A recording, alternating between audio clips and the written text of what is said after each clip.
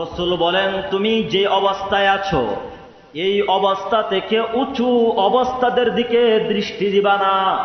তুমি যেই ফ্যামিলির যেই অবস্থায় আছো এর চেয়ে ধনী ফ্যামিলির দিকে তুমি নজর দিবা না। তুমি নিচু ফ্যামিলির দিকে নজর দিবা। তুমি যেই অবস্থায় আছো এর চেয়ে দেখো তোমার চেয়ে কত গরিব এই সমাজে বসবাস করে, তোমার চেয়ে কত গরিব এই দেশে কত মানুষ এর চেয়ে কষ্টের প্রহর দিন কাটাচ্ছে, তাদের দিকে তুমি নজর দাও, ধনীদের দিকে নজর দিবা না। এইভাবে তুমি যদি গরিবদের দিকে নজর দাও তাহলে আল্লাহর পক্ষ থেকে তোমাকে যে নিয়ামত দেওয়া হয়েছে এই নিয়ামতের মর্ম তুমি বুঝতে পাইবা। क्यों इतनी मैं तो कुरान का दाई हूँ, रसूलुल्लाह का वारिस, सहाबा का सिपाही हूँ।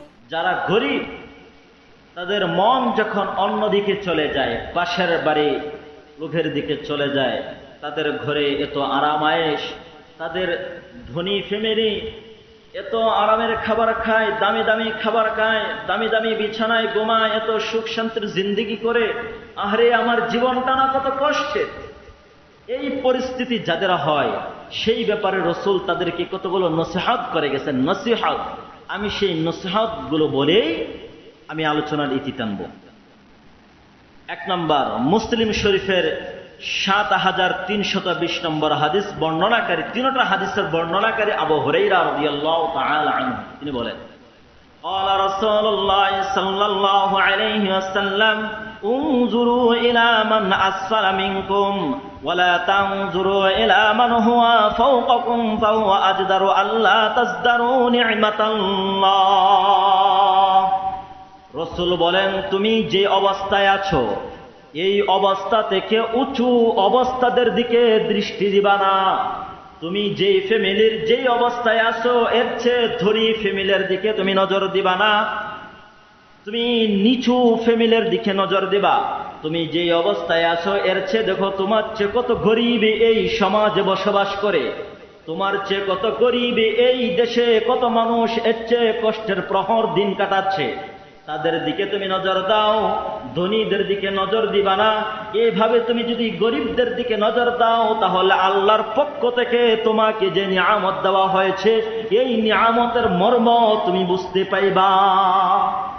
কারণ আপনার আমি যখন আমার চেয়ে গরিবের দিকে নজর দিব তখন বুঝে আসবে, আল্লাহ তো পারতেন ওই লোক যেই পরিমাণ গরিব, এই পরিমাণ গরিব তা আল্লাহ আমাকেও বানাইতে পারতেন না? আমাদের যারা হাত পা আছে, অনেক মানুষের হাত পা নাই, পারতেন না তাদেরকে হাত আপনা আমাকেও হাত পা কেড়ে নিতে? অনেকের এই দুটা চক্ষু মহান নিয়ামত গুলো নাই, চোখ দিয়ে দেখতে পারে না। যাদের চক্ষু নাই তাদের দিকে তাকাই দেখুন না তারা জিন্দগি কিভাবে কাটাচ্ছে, তার যে দুটা চোখই না, দেখতেই পারে না।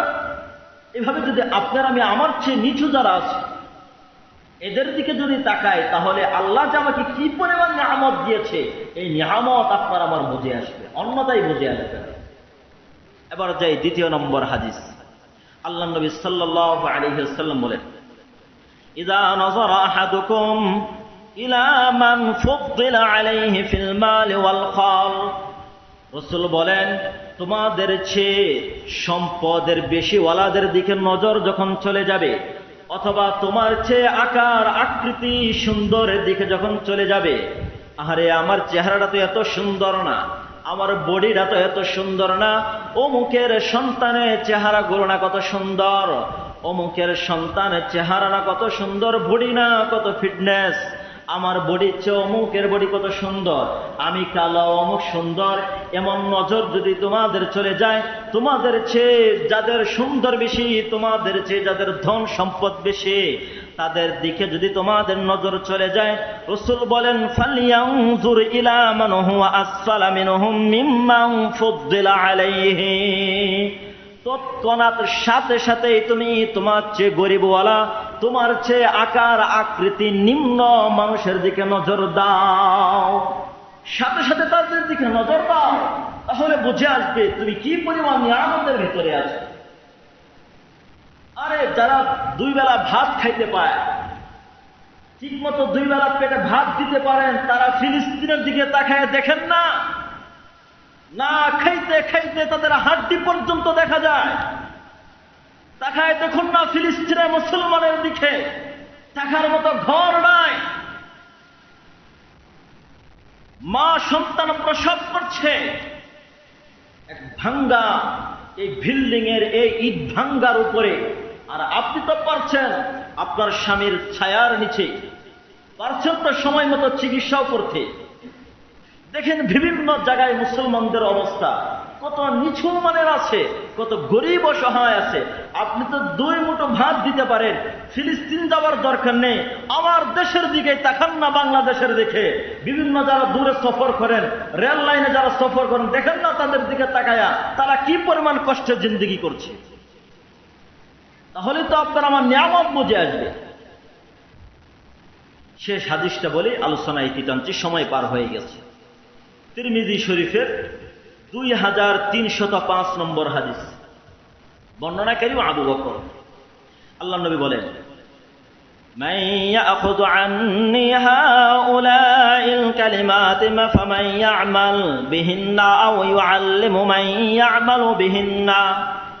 আবু হুরায়রা বলেন, রাসূল একবার বললেন, কে আছো আমার এই নসিহতগুলো গ্রহণ করবা এবং এই অনুযায়ী আমল করবা, অথবা এই নসিহতগুলো অন্য কাউকে শিক্ষা দিবা, সেও এই নসিহতগুলো পেয়ে সে আমল করবে, এমন ব্যক্তি কে আছো? আবু হুরায়রা বলেন, ফাকাল আবু হুরায়রা ফাকুলতু আনা ইয়া রাসূলুল্লাহ। এমন সময় আবু হুরায়রা বললেন, ওগো নবীজি, আমি আবু হুরায়রা আছি। আবু হুরায়রা বলেন, ফাআখাযা বিয়াদি ফাআদ্দা খামসা। রাসূল যখন আমার হাতে ধরলেন, হাতে ধরে গনে গনে 5টা নসিহত করলেন। কয়টা নসিহত? 5টা নসিহত করলেন। 1 নাম্বার নসিহত করলেন, ইত্তাকিল মাহারিমা তাকুন আ'বাদান নাস। ও আবু হুরায়রা, আল্লাহ যত বিষয়কে হারাম করেছে, এই সকল বিষয় হারাম থেকে তুমি বেঁচে থাকবা, তাহলে মানুষের মধ্যে তুমি শ্রেষ্ঠ ইবাদতকারী হয়ে যাইতে পারবা। মানুষ তোমাকে শ্রেষ্ঠ আবেদ বলবে। আল্লাহর যত হারাম আছে, সমস্ত হারাম থেকে তুমি বেঁচে থাকো, শ্রেষ্ঠ আবেদকারী হয়ে যেতে পারবা, শ্রেষ্ঠ আবেদ তুমি হয়ে যাইবা। 2 নাম্বার, ওয়া আরদা বিমা কাসামাল্লাহু লাকা তাকুন আগনান নাস। আল্লাহ তোমার ভাগ্যে যা রেখেছে, দুঃখ, জ্বালা, যন্ত্রণা, সুখ, অসুখ, যত কিছু তোমার ভাগ্যে রেখেছে, সমস্ত ভাগ্যের উপরে তুমি সন্তুষ্ট হয়ে যাও, তাহলে পৃথিবীতে তুমি শ্রেষ্ঠ ধনী হয়ে যাইতে পারবা। তুমি ভাগ্যের উপরে, তোমার ভাগ্যের উপরে তুমি যদি সন্তুষ্ট হইতে পারো, তুমি শ্রেষ্ঠ ধনী হইতে পারবা। 3 নাম্বার নসিহত, ওয়া আহসিন ইলা জারিকা তাকুন মুমিনা। তোমার আত্মীয় স্বজন, প্রতিবেশী যারা আছে, তাদের সাথে সুন্দর আচরণ করবা, তাহলে প্রকৃতপক্ষে তুমি একজন মুসলমান হইতে পারবা। 4 নাম্বার নসিহত, ওয়া আহিব্বা লিন-নাস মা তুহিব্বু লিনাফসিকা তাকুন মুসলিমা। তুমি নিজের ব্যাপারে যে পছন্দ করো, নিজের সাথে আচরণটা কেমন করলে তুমি পছন্দ করো, নিজের সাথে কথাবার্তার ব্যাপারে, পোশাকের ক্ষেত্রে, সব কিছুর ব্যাপারে, নিজের ব্যাপারে যা পছন্দ করো, অন্যের ব্যাপারেও তাই পছন্দ করো, তাহলে প্রকৃতপক্ষে মুসলমান হইতে পারবা। আগেরটা ছিল প্রকৃতপক্ষে মুমিন হইতে পারবা, 4 নাম্বারটা হলো প্রকৃতপক্ষে তুমি মুসলমান হইতে পারবা।